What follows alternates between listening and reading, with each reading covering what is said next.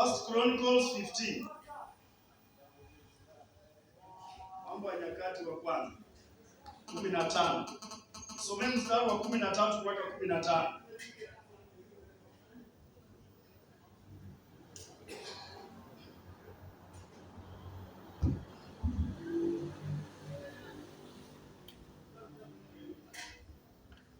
Mambo ya Nyakati 15 kuanzia 13 mpaka 15. Kwani kwa sababu ninyi hamkuichukua safari ya kwanza, Bwana Mungu wetu alitufurikia, kwa maana hatukumtafuta sawasawa na sheria. Basi makuhani wa Walawi wakajitakasa ili wapate kulipandisha sanduku la Bwana Mungu wa Israeli. Na wana wa Walawi wakalichukua sanduku la Mungu mabegani mwao kwa miti yake, kama vile Musa alivyoamuru, sawasawa na neno la Bwana. Hapa kulikuwa na King David. Na King David hapa, King David mara ya kwanza alikuwa anataka kupeleka sanduku la agano kutoka mahali penye ilikuwa limewekwa katika nyumba ya Abinadab. Obed-Edom. Abinadab ndio iliwekwa mara ya kwanza, likakaa miaka 20. Alipokuwa anahamisha sanduku la agano kutoka kwa nyumba ya Abinadab ili ailete katika mji wa Daudi, sanduku alikuwa amebeba na ng'ombe na gari la ng'ombe. So lilitii, likataka kuanguka. Wale watoto wake Abinadab walipotaka kuokoa sanduku la agano, wakapigwa, wakauawa. So Daudi akaogopa, akaweka sanduku la agano katika nyumba ya Obed-Edom. Alafu baadaye sasa Biblia inasema Daudi akaenda kuuliza ili sanduku linafaa kuhamishwa namna gani, maana yeye hakujua. Bwana asifiwe. Daudi alienda kuuliza, alafu akaambiwa vile inatakikana iongoze na makuhani, lakini akaambiwa hivi kulingana na vile Musa alivyoamuru. Kumaanisha hivi, ijapokuwa Daudi ni mtumishi wa Mungu, Daudi huwa anaongea na Mungu, lakini Daudi alipotaka kuhamisha sanduku la agano, alienda kutafuta kutoka kwa servant wa Mungu Moses. Moses alisemaje kuhusu sanduku la agano? Maana wakati wake yeye hakuambiwa kuhusu mambo ya sanduku la agano. Yeye alikuwa mfalme mwenye Mungu alimchagua kwa ajili ya kufanya nini? Kutiisha makabila zote zenye zilikuwa zinasumbua Israeli. Lakini huyu alipewa maagizo maalum. Yeye ndiye aliyeshughulikia mambo ya sheria na Torati vizuri. Yeye ndiye aliyejua. Sasa ili ahamishe sanduku la agano, Daudi ilibidi aende kuuliza kutoka kwa Musa. Ndio nawaambia hivi, secret of servant. Musa anajua vile sanduku la agano linafaa kuhamishwa, lakini Daudi hajui. Bwana asifiwe. Kwa sababu Daudi alitangulia, Musa alitangulia, Daudi anaenda kuuliza kutoka kwa Musa. Na baada ya kuuliza anapata maagizo, alafu anakuja. Anasema namna gani sasa sanduku la agano libebwe na Walawi. Makuhani na Walawi wajitakase, alafu wabebe sanduku la agano kwa mabega yao. Amen. Sanduku la agano libebwe kwa mabega. That's why nimesema hivi kwamba the burdens of the church are on the leaders' shoulders. Sisi ndio tunabeba mzigo wa kanisa. Amen. Sisi ndio punda wa kanisa. Mara nyingi sana tunataka wandugu ndio wakuwe punda, sio? Ndugu na wadada ndio wakuwe punda.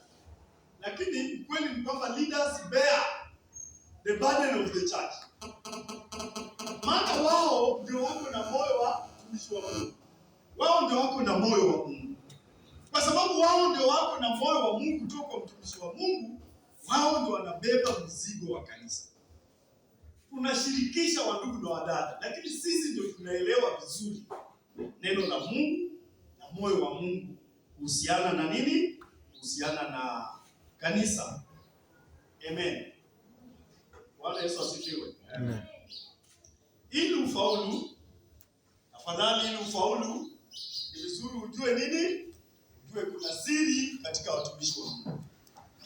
Ukiishi bila kujua kuna siri katika watumishi wa Mungu, you can fail. Watu kwa Bible kama ule mama Mserepta alikuwa anafanya nini? Anasema nimebaki na unga tu moja, nataka nikule na mtoto wangu alafu tukufe. Bwana asifiwe. Lakini huyo mama alipokutana na mtumishi wa Mungu, mtumishi wa Mungu alimwambiaje? Tengeneza hiyo chakula nile mimi, alafu wewe utaendelea kuishi. Bwana asifiwe. Amen. Aliposikia na kufuata mtumishi wa Mungu, neno la mtumishi wa Mungu, mara moja unga haikupungua. Kwa nini mtumishi wa Mungu alimwambia kwamba atengenezee mimi kwanza? Mtumishi wa Mungu, ijapokuwa huyu mama hajui kwamba mtumishi wa Mungu ameongea na Mungu. Huyu yeye hajui. Lakini mtumishi wa Mungu ashaongea na Mungu. Mungu ashamwambia aenda kwa hiyo nyumba na huko ndio utalishwa. Tena hata chakula kama iko moja, Mungu amesema tutalishwa hapa, anajua ingine itakuja kutoka wapi Mungu mwenyewe. Mtumishi wa Mungu anaamini hapa ndio kuna chakula yenye tutakula. Maana Mungu amesema. Mtumishi wa Mungu yule anaamini neno la Mungu, si ndio? Aamini hali. So Elia akikuja akiambiwa kuna chakula moja, anasema wewe tengeneza tu. Mimi najua Mungu amesema hapa ndio kuna chakula. Hata kama kuna moja, no problem. Mimi ninajua hapa ndio chakula yetu iko. Hapa ndio tutakula mpaka wakati chakula ile ingine itakuja.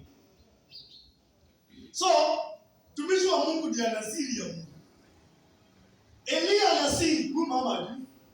Sasa huyu mama akifuata, rahisi sana kwa ataishi siku nyingi. Atafurahi. Bwana asifiwe. Yeye ndio kuanzia asubuhi mtoto wake anatembea na mandazi imejaa kwa mfuko. Anaenda kwa shule, mandazi huku mandazi. Wakati watu kuna njaa kila mahali. Si ndio? Anawagawa, anamwambia oneni mama yangu kwa chakula huko kwetu. Kwa sababu alifuata neno la mtumishi wa Mungu. So watumishi wa Mungu wana siri. Baada ya kupokea msamaha wa dhambi, pia Mungu angependa tutambue kwamba siri zake ameweka ndani ya watumishi wa Mungu. Amen. Very important. Kuna mtumishi wa Mungu mmoja pia anaitwa Naaman. Alienda pia kutembelea mtumishi wa Mungu. Alikuwa jemedari. Mtu mwenye uwezo, mtu mwenye ujuzi, mtu mwenye maarifa na mtu mwenye cheo. Bwana asifiwe. Kuna problem ndani ya church. Watu wakiwa na cheo ama pesa wanafikiria wao ndio itakana wasikizwe wakiwa church. Tafadhali, utakuwa umepotoka. Sikiza mtumishi wa Mungu, maisha yako itaendelea vizuri. Huyu Naaman kama asiposikiza Elia atakufa. Amen. Ataisha. Wamemwambia nenda ujioshe katika Yordani. Lakini anasema hiyo ni chafu. Kwani mtumishi wa Mungu hajui penye uponyaji iko? Si kwenye Yesu alichukua mate yake akatema jina alafu akatengeneza mchanga. Akaweka kwa macho ya kipofu. Mbona kipofu hakusema hiyo ni matope? Matope utapakaje kwa macho? Matope na macho inahusiana namna gani? Hakusema hivyo. Alisema hata kama nini wewe paka tu. Bora mimi nione, si ndio? So tukitaka ili tufaulu, tuishi, tufanikiwe, ni sisi tusikize neno la mtumishi wa Mungu. Anaweza kuongoza hata vibaya, no problem. Wewe sikiza, fuata. Bwana asifiwe. Wewe utabarikiwa. So huyu Naaman hakutaka kusikiza. Mara ya kwanza akaondoka. Lakini watumishi wengine wakamwambia, Bwana wewe kama amekuambia kitu kubwa, ungefanya. Sasa hii ndogo tu. So akavunja moyo. Lakini alipofanya chenye ameagizwa, hapo ndio alipona na maisha yake yakapona. Mambo madogo tu yanaweza fanya maisha yako yafaulu ama yaharibike. Mambo madogo tu. Saa zingine si kitu kubwa, hata ndogo tu, lakini inaweza fanya maisha yako kama leader yafaulu ama yaharibike. Kutusikiza tu na kufuata mwongozo mara nyingi sana inakuwa ni shida. Watu wengi wanataka kutumia experience zao, wanaamini experience yake labda inaweza msaidia. Wengine wanaamini kwamba hiyo si mwongozo mzuri, anafikiria kuna mwongozo aina nyingine. Lakini mimi nataka nikwambie, mtumishi mwenye Mungu amekupea kwa maisha yako, wewe mtumishi ndio Mungu amempa pia maisha yako. Yeye ndiye atakusaidia. Maisha yako yote Mungu ameweka kwake, anajua. Na nataka ni confirm na hili neno. Tuangalie Luka 10, naomba tuanzie 34 mpaka 35 ama 36. Hebu nisomee hapa.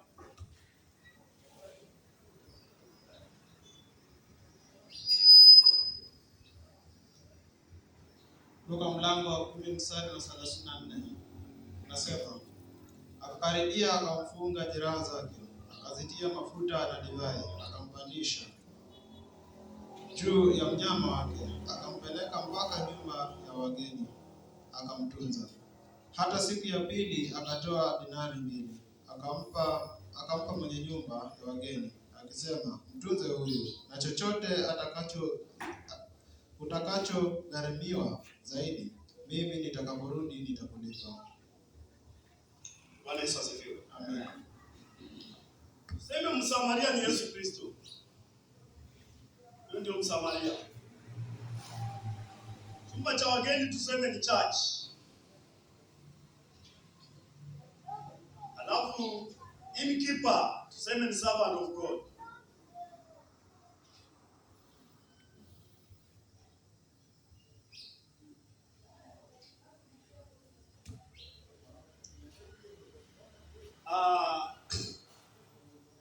Acha nifanye hivi kidogo. Hapa ni Jerusalem.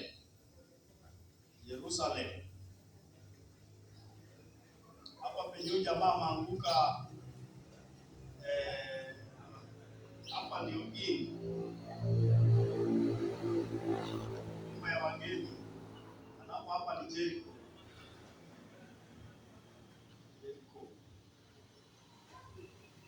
So, huyu mtu alikuwa anatoka Jerusalem, anaenda Jericho. Jerusalem ni mahali kunahubiriwa habari ya sheria. Jerusalem ni mahali penye makuhani walikuwa, na hapa ndio kulihubiriwa sheria ya Mungu ishikwe. Watu watunze sheria ili wabarikiwe. Watu waliposhindwa walianza kukimbia, warudi Jericho. Jericho maana yake ni mji wa manukato. Ni kama kurudi kwa dunia, kwa ulimwengu. So alipofika hapa alipigwa na wanyang'anyi, na tuseme wanyang'anyi ni hiyo sheria. Najua huku watu wanaishi chini ya sheria. Sheria inasema ukivunja amri moja umevunja yote, na mshahara wa dhambi ni mauti. So hapa Biblia inasema huyu mtu alikuwa amekufa nusu mfu. Inamaanisha alikuwa anatembea, lakini sheria ishamhukumu kifo. Ndio inamaanisha nusu mfu. Anatembea, anafanya shughuli, lakini sheria ishamwambia mshahara wa dhambi ni mauti. Kwa hivyo alishakufa nusu, anangojea tu hukumu yenyewe. Amen. So alipofika hapa, sheria ikakuwa imeshamhukumu. Huku kwa dunia pia, japo kuwa ni freelance, watu wanaishi bila sheria na bila chochote, lakini pia huku si nusu wafu. Bado tu wanajua, japo kuwa sheria haijawaambia, lakini wanajua wanakosea. Conscience yao inawaambia mimi siishi vizuri, inaishi vibaya, hata sina Mungu, hata sipati Mungu. Kwa hivyo hata huku they are also half dead, wamekufa pia huku. So huku na huku hakuna uhai, huku na huku hakuna uhai. Hali uhai iko peke yake ni. So huyu alipomchukua hapa, Biblia inasema alimfunga jeraha, alafu akampeleka katika chumba cha wageni, ambapo tunaamini sasa hii chumba wageni ndio church. Church ndio mahali penye watu wamesamehewa dhambi, ni wenye haki, ni watakatifu, hapa ndio wako salama. So Yesu akishakupata, umeshindwa na sheria, umefikia kifo, yeye anakufa kwa niaba yako. Alafu akishakufa kwa niaba yako, analipa deni ya dhambi zako. Akishalipa sasa unakuwa uko hai. Sasa anakupeleka mahali watu hai wako, kanisa. Sasa hapa kwa kanisa kuna mtu anaitwa the innkeeper, yule mwenye analinda chumba cha wageni. Huyu mtu Biblia inasema huyu Msamaria alimpa dinari 2. Akasema haya ndio malipo ya mtu huyu. Gharama yake ndio hii. Kama atatumia zaidi nikirudi nitalipa. Amen. Nini inamaanisha hivi? Maisha yetu yote imeshalipiwa ndani ya church. Kwa hivyo maisha yetu haiko huku, maisha yetu haiko kwa dini, maisha yetu haiko kwa dunia, maisha yetu iko church, na maisha yetu yote imelipiwa church. Mtu akitoka church aende nje, ametoka mahali maisha yake, he must fail. Huko lazima afail. Kwa sababu gharama yako yote imelipiwa hapa.